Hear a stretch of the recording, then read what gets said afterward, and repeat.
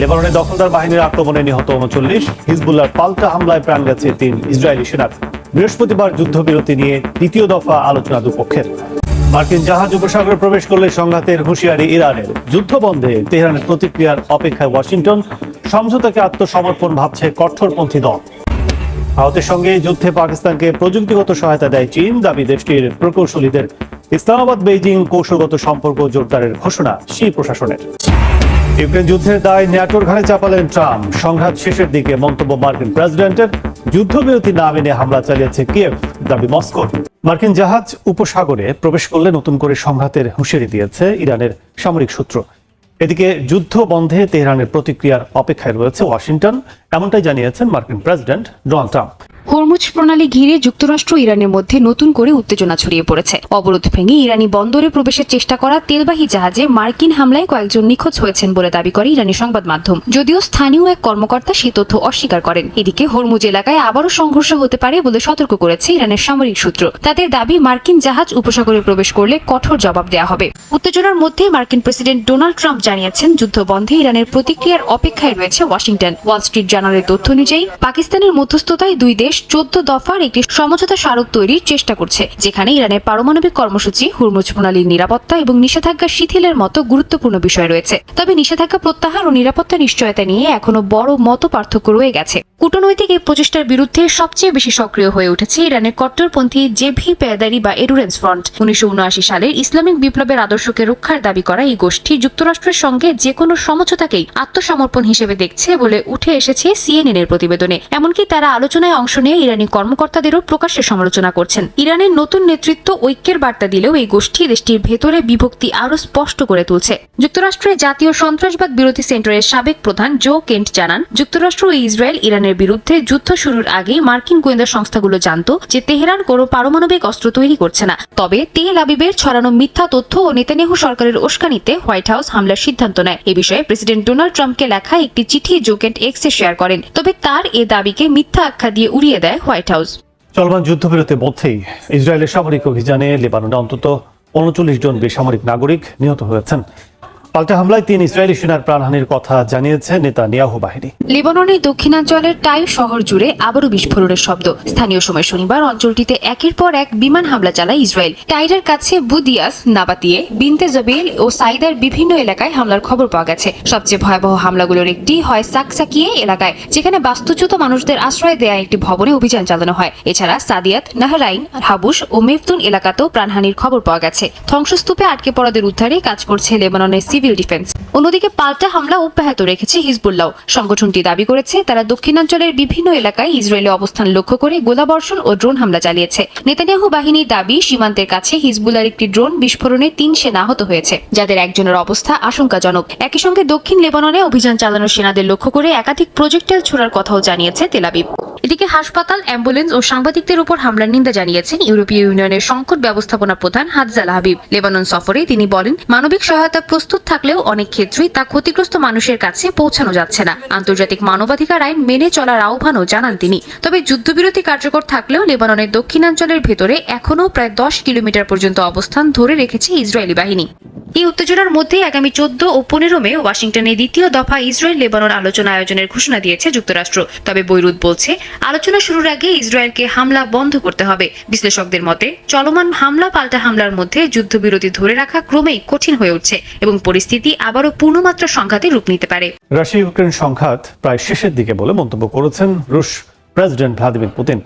যদিও ন্যাটোকে দায়ী করে ইউক্রেন যুদ্ধকে ন্যায্য বলে অভিহিত করেছেন তিনি। চলমান উত্তেজনার মধ্যেই মস্কোর সঙ্গে সামরিক সহযোগিতা জোরদারের বার্তা দিয়েছে পিয়ংইয়ং। এদিকে যুদ্ধবিরতির মধ্যে ইউক্রেন ৮,০০০ বারেরও বেশি হামলা চালিয়েছে বলে দাবি করেছে রাশিয়া।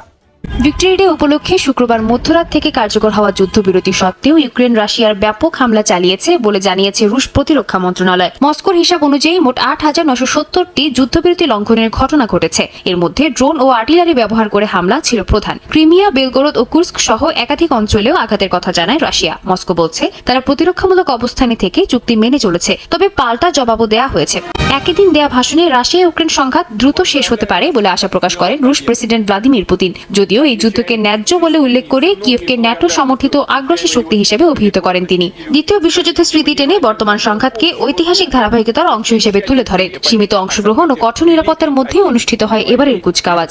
অন্যদিকে রাশিয়ার সঙ্গে প্রতিরক্ষা সহযোগিতা আরও জোরদারের বার্তা দিয়েছেন উত্তর কোরিয়ার সর্বোচ্চ নেতা কিম জং উন। মস্কোর পাশে দাঁড়িয়ে তিনি পারস্পরিক সামরিক সহযোগিতার প্রতিশ্রুতি পুনর্ব্যক্ত করেন। বিশ্লেষকদের মতে এই সংঘাত শুধু ইউক্রেন রাশিয়া নয়, বরং ন্যাটো, যুক্তরাষ্ট্র এবং এশিয়ার কয়েকটি দেশের সম্পৃক্ততায় একটি বহুমাত্রিক ভূরাজনৈতিক সংকটে পরিণত হচ্ছে। ফলে ভিক্টোরিয়াদের যুদ্ধবিরতি কার্যত নতুন উত্তেজনার ইঙ্গিত দিচ্ছে। ভারত পাকিস্তান সামরিক উত্তেজনার সময় পাকিস্তানকে সরাসরি প্রযুক্তিগত সহায়তা দিয়েছে চীন। দেশটির রাষ্ট্রীয় গণমাধ্যমে দেয়া সাক্ষাৎকারে প্রথমবারের মতো চীনা প্রকৌশলীরা এমন চাঞ্চল্যকর তথ্য স্বীকার করেছে বলে দাবি হংকং ভিত্তিক সংবাদ মাধ্যম সাউথ চায়না মর্নিং পোস্টের। এমন পরিস্থিতিতে পাকিস্তানের সঙ্গে কৌশলগত আস্থা আরও জোরদারের ঘোষণা দিয়েছে বেইজিং। এতে আবারও সামনে এসেছে বেইজিং ইসলামাবাদ ঘনিষ্ঠতা। গত বছর জম্মু কাশ্মীরের পেহেলগামে সন্ত্রাসী হামলায় ২৬ জন নিহত হওয়ার পর ভারত ও পাকিস্তানের মধ্যে উত্তেজনা চরমে পৌঁছায়। এরপর পাকিস্তানের বিরুদ্ধে অপারেশন সিন্দুর অভিযান পরিচালনা করে ভারত। সে সময় পাকিস্তানকে সরাসরি প্রযুক্তিগত সহায়তা দেওয়ার কথা স্বীকার করেছে চীন। চীনের রাষ্ট্রীয় টিভি সিসিটিভিকে দেয়া এক সাক্ষাৎকারে প্রথমবারের মতো বিষয়টি উঠে আসে বলে জানিয়েছে হংকং ভিত্তিক সংবাদ মাধ্যম সাউথ চায়না মর্নিং পোস্ট। বৃহস্পতিবার দেয়া ওই সাক্ষাৎকারে চীনের অ্যাভিয়েশন ইন্ডাস্ট্রি কর্পোরেশনের এক প্রকৌশলী জানান, সংঘাত চলাকালে তিনি পাকিস্তানে অবস্থান করে সরাসরি কারিগরি সহায়তা দিয়েছেন। সেখানে ব্যবহৃত হয় চীনের জে-10CE যুদ্ধ বিমান। কাজ করতে গিয়ে তৈরি হওয়া চ্যালেঞ্জ ও অভিজ্ঞতার কথাও তুলে ধরেন তিনি। এমন পরিস্থিতির মধ্যেই পাকিস্তানের সঙ্গে কৌশলগত আস্থা আরও জোরদার ও সব ক্ষেত্রে সহযোগিতা সম্প্রসারণের ঘোষণা দিয়েছে বেইজিং। বিশ্লেষকদের মতে চীন পাকিস্তান প্রতিরক্ষা সম্পর্ক এখন শুধু অস্ত্র বিক্রির মধ্যেই সীমাবদ্ধ নেই। পাকিস্তানের বিমান বাহিনীর বড় অংশ এখন চীনা প্রযুক্তি নির্ভর। জে-10C, জে-F-17 সহ চীনা অস্ত্রের উপর ব্যাপকভাবে নির্ভরতা বাড়ছে দেশটির। তবে ভারতীয় সামরিক বিশ্লেষকদের দাবি, পাকিস্তানকে বাস্তব যুদ্ধক্ষেত্রে লাইভ টেস্ট ল্যাব হিসেবে ব্যবহার করছে চীন। ভারতীয় সেনাবাহিনীর তথ্য অনুযায়ী পাকিস্তানের প্রায় ৮১% সামরিক সরঞ্জামের উৎস চীন। ২০১৫ সাল থেকে ইসলামাবাদে প্রায় $৮.২ বিলিয়ন অস্ত্র রপ্তানি করেছে বেইজিং। এতে করে চীন এখন পাকিস্তানের সবচেয়ে বড় প্রতিরক্ষা অংশীদার। বিশেষজ্ঞদের মতে এই ঘনিষ্ঠতা দক্ষিণ এশিয়ার নিরাপত্তা ভারসাম্যে নতুন চাপ তৈরি করছে, যা ভবিষ্যতের সংঘাতকে আরও জটিল করে তুলতে পারে। আজ ভারতের তামিলনাড়ুর মুখ্যমন্ত্রী হিসেবে শপথ নেবেন তামিলাগা ভেট্রি কাজাগাম বা টিভিকে প্রধান থালাপতি বিজয়। চেন্নাইয়ের নেহেরু স্টেডিয়ামের শপথ অনুষ্ঠান ঘিরে রাজ্য জুড়ে তৈরি হয়েছে উৎসবের আমেজ। ভারতের লোকসভার বিরোধী দলীয় নেতা রাহুল গান্ধীর অনুষ্ঠানে উপস্থিত থাকার কথা রয়েছে। গত সোমবার ঘোষিত বিধানসভা নির্বাচনে ২৩৪ আসনের মধ্যে ১০৮টি আসনে জয় পায় টিভিকে। তবে সরকার গঠনের জন্য প্রয়োজন ছিল ১১৮ আসন। শুক্রবার পর্যন্ত জোটের শক্তি ১১৬ আসনে আটকে থাকলেও শনিবার একাধিক দল সমর্থন দিলে জোটের আসন সংখ্যা দাঁড়ায় ১২০-এ। এরপরে সরকার গঠনের দাবি জানান বিজয়। তামিলনাড়ুর ইতিহাসে এবারে প্রথমবারের মতো একাধিক দলের জোট সরকার গঠন করতে যাচ্ছে। হাঙ্গেরিতে ১৬ বছরে ভিক্টর অরবানের শাসনের অবসান ঘটিয়ে ইতিহাস করলেন পিটার ম্যাগিয়ার। নির্বাচনে বড় জয় নিয়ে ক্ষমতায় এসে তিনি শপথ নিয়েছেন নতুন প্রধানমন্ত্রী হিসেবে। শপথ গ্রহণের পর নতুন সরকার প্রতিষ্ঠাকে পুরো সিস্টেম পরিবর্তনের সূচনা বলে ঘোষণা দেন তিনি। হাঙ্গেরিতে ১৬ বছরের ভিক্টর অরবানের শাসনের অবসান ঘটিয়ে বড় ধরনের রাজনৈতিক পালাবদল ঘটিয়েছে কেন্দ্র ডানপন্থী তিস্টা পার্টি।